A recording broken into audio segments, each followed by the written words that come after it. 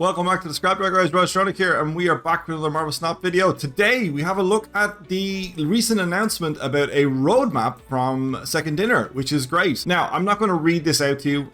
You've probably read it yourself, and you've probably seen other content creators read it out to you. This is my genuine first look at this, and I'm going to give you my live in real-time thoughts as I read them. I probably get some stuff wrong. Let me know in the comments down below what your thoughts are, but let's get straight into it.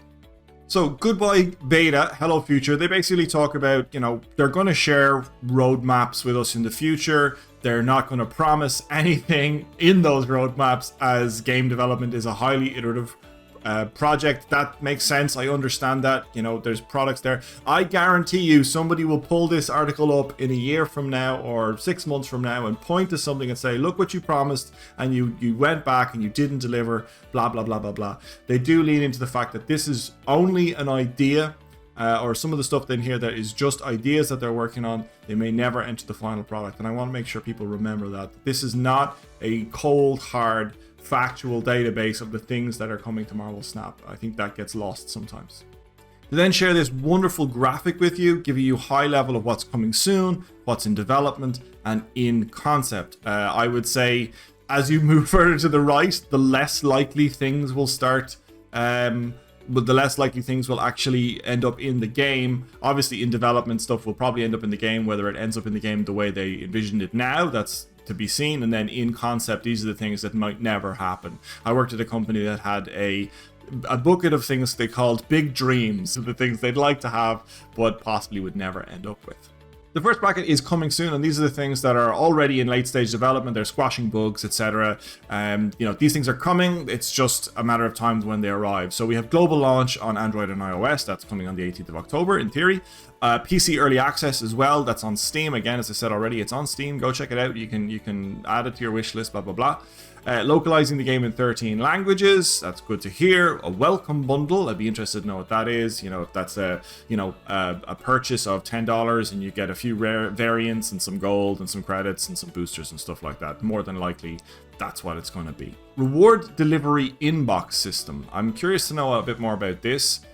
So we have basically an inbox now where we get stuff sent to our accounts. Maybe that's, you might get codes or, freebies and stuff like that. And you enter those codes and we have an inbox. I've seen that in other mobile games. And then the variant rarity system. And this gets discussed in more detail. So the variant rarity system. So they talk about having 1,000 card art variants available in Marvel Snap at global launch. That's huge and really cool to see. I like that. A lot of really cool art in this game, as you might have seen on my YouTube shorts already. I like highlighting that kind of stuff. 75% of existing variants will now be labeled as rare and will have their cost reduced in the daily offer shop from 750 to 700. Ooh, 50 gold. I don't think that's a huge discount, to be honest, and I wouldn't be singing about it. You can also earn these variants in collector's reserves and collection level track mystery card affair, season cash, yeah, blah, blah. You can get them in game for free, basically, as random drops. The remaining 25%, so the other 250, will become super rare and will only be available in the daily offer shop at 1,200 gold. 1,200 gold is just around 20 euro. 20 euro to buy a digital version of a card, to me, is bonkers. If you are one of these people, please comment below. Let me know why you would spend 20 euro on a digital card art. I mean, if I spent 20 euro on that, I'd expect to get a physical copy to stick on my wall, and hopefully the artist gets a chunk of that. Each season pass will also include a number of limited time exclusive super rare variants. Okay, so you can obviously earn them through the season pass. As part of this update, we're adding 75 plus new rare variants and 25 plus new super rare variants. As part of what update? This update, as in like right now? Is there 100 new variants in the game right now as we speak? I don't understand. The next section is in development, and these are things that are potentially coming to the game. More than likely coming to the game is probably how you would describe these. Things they're looking at are battle mode versus friends, unranked mode, collector tokens, PC widescreen UI, and title systems. Battle mode versus friends is something I'm super excited about. I was really curious to know how the competitive scene would look and what they would do. So basically what they're doing is they're giving people 10 health, essentially 10 cubes that you can lose as your health. If you are playing versus your pal and it's for 2 cubes and you win, your opponent is now down to 8 health. Or you could snap and they now have the 4 cubes at stake, so they would be down to 6 health or down to 2 health. If you lose an 8 cuber in the very first game, you can also retreat and lose 1 cube and lose 1 health. Really interesting way of doing a battle mode, and I really like it. I dig this a lot. Unranked mode is something people have been calling out for. It is, you know, where there's no cubes at stake, or you will be betting cubes, but they won't affect your rank essentially. And I think this needs to be in there to be a playground to build decks and formulate decks and not worry about your rank being impacted just because you want to try some meme stuff. Collector tokens are essentially their answer to the question is, what if I want a specific card and can't get it and now have to wait for random drops? As I said here, if you want Death to complete your Destroy deck, or you want Hela to complete your discard deck, and you just have to wait for RNG, that doesn't feel good for a lot of players. They're basically bringing in collector tokens as a new free currency that drop as part of the collection level road. You will see these now not instead of boosters, but boosters drop rate will be lowered to allow for collector tokens to now be a potential drop. How that works then is, in the shop there's going to be a token shop, and a card will appear, and you will have, I think every 8 hours a new card appears there. You can then use those collector tokens to purchase that card. If it's a card you want and you don't have enough collector tokens, you can freeze it in the shop and it will stay there for you until you have enough collector tokens to go and buy it. How long you can freeze it for, I don't know. I'm guessing there's no time limit there, but they haven't really clarified any further than that. This is an interesting one. I do like the crafting. I think it's something people have been calling out for. Whether it's a good thing or not in the game, I'm not 100% certain on yet.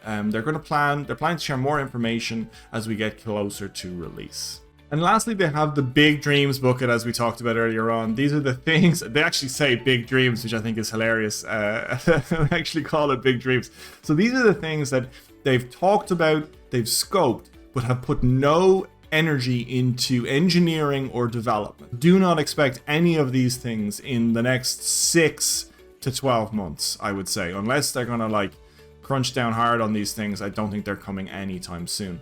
So the things I've talked about, new competitive modes, I think that's a key here. You know, I love draft modes. I love duels from Hearthstone. I love a bit of RNG. I love a little bit of variance when I log in to play the game. You know, sometimes you might feel like just a ranked game. Sometimes you might want a little bit of spice, like a weekly brawl, like I said, if we could talk about Hearthstone again. Guilds, so a social system. A lot of mobile games do this. I like it. I love that idea. I love the idea of having a scrapyard guild system where we can all, me and all my viewers, can contribute into one common goal. That would be a lot of fun. In-game events, so again, we've already seen one type of in-game event that people weren't happy about. Hopefully they're kind of rescoping that to see where that leads them. Infinity rank leaderboard, I think a lot of people want that. It's interesting to see that it's so far down the list of priorities right now. So people who are at rank infinite don't really have a huge incentive to climb any higher. There's no leaderboard there. It's just get as many cubes as you like. Collectible emotes and card emojis. Now that kind of worries me a little bit, because that might maybe dilutes the pool of stuff you can get from Collector Cat. You know, if you're looking for cards or collector tokens and you get a random emoji that on a card that you never want to play, that kind of feels bad sometimes. But you know, if it's free and you know you might get a random drop, can't complain too hard about it. And then the last thing is mythic variants. So this is another rarity of card. I mean, if you're paying 20 quid for the super rares, mythic variants are going to be like 50 euro, I would imagine, and they better arrive with a steel plate thing that I can hang on my wall.